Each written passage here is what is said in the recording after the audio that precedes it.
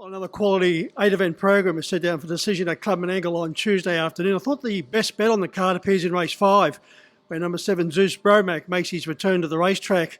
The Paul Fitzpatrick trained 3-year-old colt was spelled after two very gallant performances. The first in a heat of the New South Wales Derby, where he finished an excellent second behind Perfect Stride.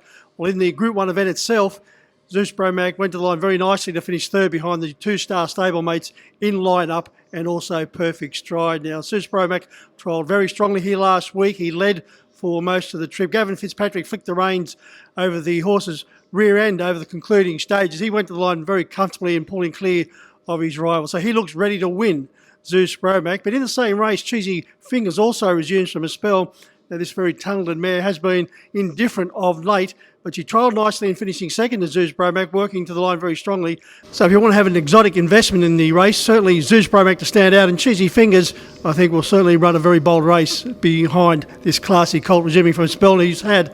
Well, over to race 6, and Tactama will win. He'll be very short in the process. If you want to take Exacta or Quinella in this event, I would suggest the two Brad Hewitt runners will run boldly, My Casino Bell and Hurricane Roy, but Tactama will be very much well into the red in that particular event. Over to race 7, the consistent mare from the Peter Hansen stable, Waz Firebug, which is drawn out deep, but Luke McCarthy's in the sulky, and that's why he gets paid the big bucks. He will give Waz Firebug every chance. She has been placed in 3 of her past 4, so she's due for another win. She went to the line gamely here last week when beaten ahead by Catamac.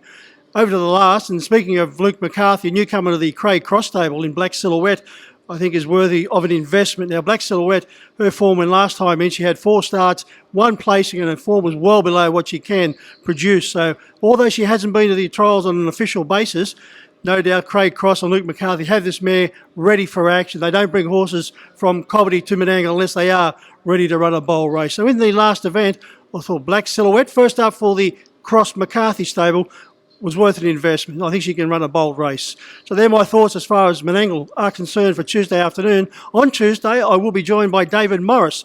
We're going to be talking to David about the Mates for Harness campaign. He'll be wearing those silks and also talk about any of his drives for the following Saturday. So until next week, good punting.